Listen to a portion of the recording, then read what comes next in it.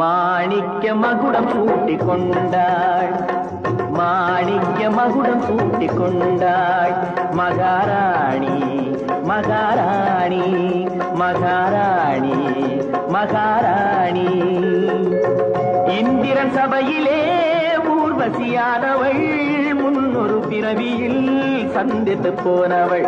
மாணிக்க மகுடம் சூட்டிக் கொண்டாள்.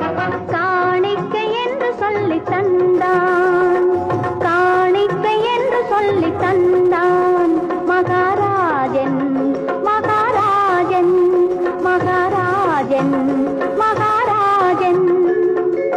சின்னவள் விழியிலே சித்திரமானவன், செந்தமிழ் மொழியிலே சிந்துகள் சொன்னவன்.